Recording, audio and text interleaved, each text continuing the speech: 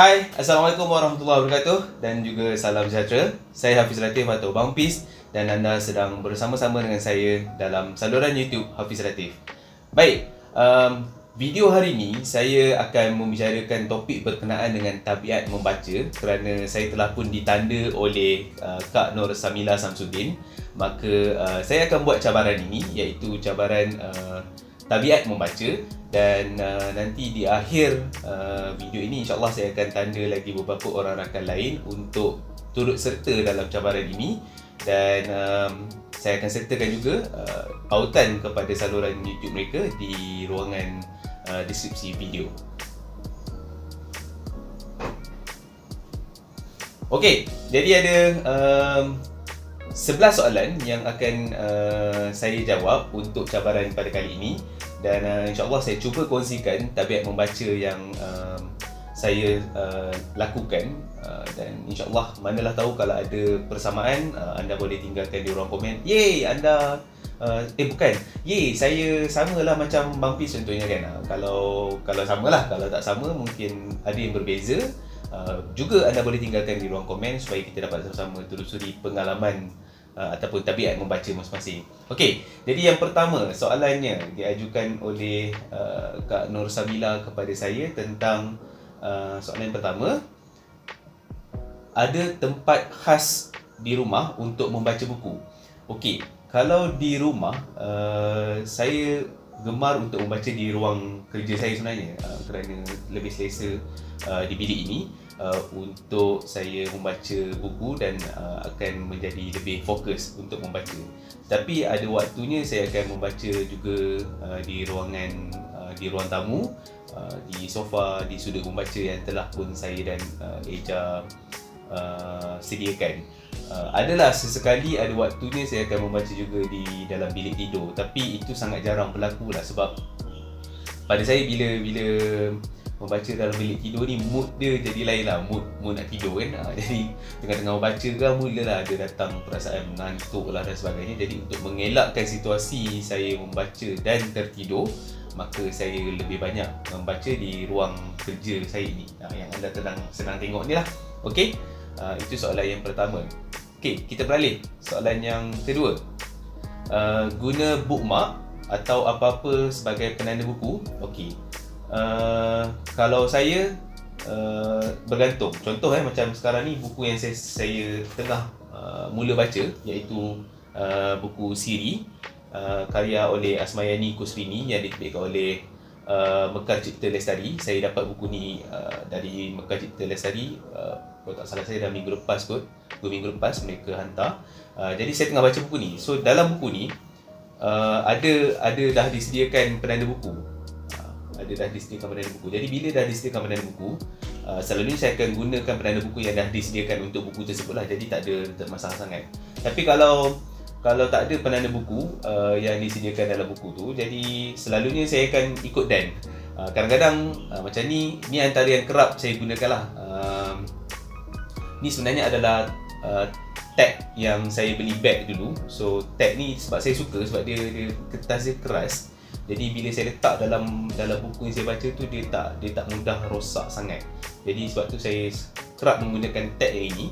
Tapi kalau tak, saya ikut dan. Kadang-kadang boleh jadi resit pembelian barang, kadang-kadang boleh jadi penanda buku yang memang saya beli dari luar negara ataupun yang saya beli dalam mana-mana kedai buku dan sebagainya. Jadi saya gunakan apa yang saya guna waktu itulah. Okey, itu untuk soalan nombor 2. Seterusnya, soalan nombor 3.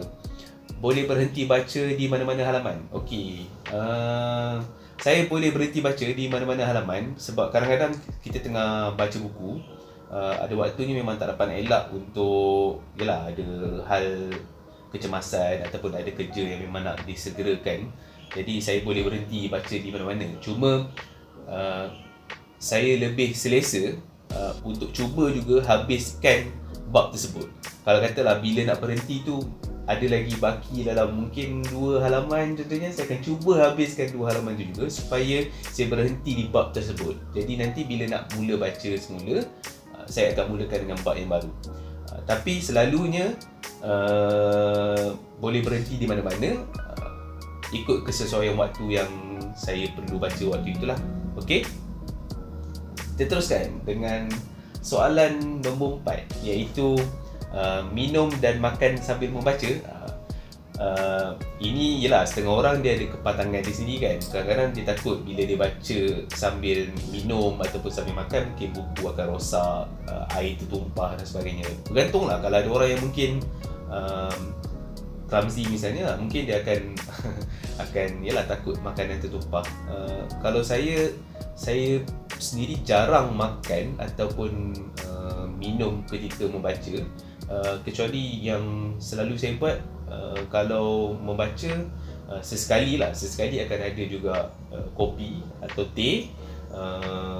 Kalau membaca di kafe misalnya, memang definitely akan ada kopi atau teh. Tapi kalau di rumah juga saya akan sediakan kopi atau teh, ataupun juga air masak. Kalau makanan tak jenis yang berat-berat sangat, selalunya lebih kepada makanan yang ringan, kerepek, roti mungkin sesekali. Jadi itu antara hal yang saya buat lah. Tapi yang pentingnya ada makan dan minum waktu membaca. Soalan seterusnya, dengar muzik atau menonton TV sambil membaca? Tonton TV tak, sebab kalau saya tonton TV ataupun macam sekarang ni, saya kurang menonton televisyen, saya lebih banyak di Netflix misalnya. Kalau saya nak tonton filem ke drama ke dan sebagainya, memang saya akan luangkan masa untuk menonton. Saya tak akan buat dua kerja serentak, sambil baca sambil menonton contohnya.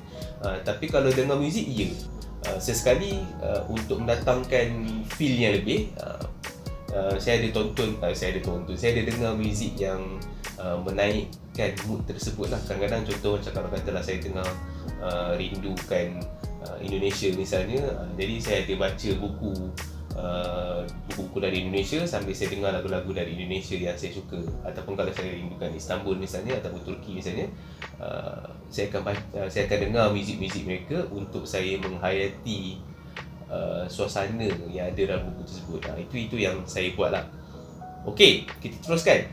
Wow, jarang buat benda ni kan. Ni yang ada. Soalan seterusnya, baca banyak buku pada satu masa. Okey, saya memang ada perangai baca tebuk-tebuk ni kan, yang mana kalau saya rasa macam okey, baca satu buku ni dan buku ni agak macam tak merangsangkan saya untuk meneruskan bacaan, saya berhenti dahulu, saya hold dulu dan saya akan beralih kepada buku yang lain. Sama juga kalau buku yang seterusnya pun ada perasaan yang saya rasa macam okey, kena berhenti dahulu, saya akan tebuk pada buku yang lain juga. Atau selalunya yang menjadikan saya baca tebuk-tebuk ni apabila saya tengah nak menulis atau saya tengah nak membuat rujukan.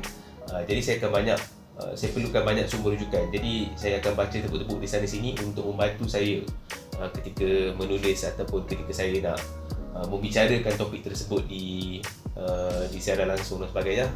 Jadi baca banyak buku ya, cuma saya akan pastikan saya akan habiskan juga baca buku tersebut, walaupun mungkin ambil masa yang agak lama lah, sebab saya memang slow reader.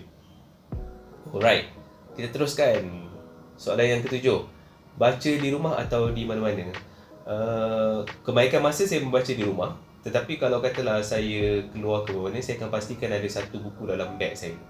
Jadi kalau katalah terpaksa menunggu orang lama nak kena tunggu orang dan sebagainya, ataupun mungkin nak kena lepak di kafe, kalau macam sebelum ni kan kadang-kadang boleh lepak di kafe, jadi saya akan pastikan kalau tak sebab buat kerja, saya ada buku yang saya akan baca, ataupun sambil menunggu di hospital dan sebagainya contohnya kan. Jadi saya boleh baca di mana-mana, cuma kebanyakan waktunya saya membaca di rumah lah. Okay, seterusnya soalan nombor 8, baca kuat atau dalam hati? Pastinya baca dalam hati.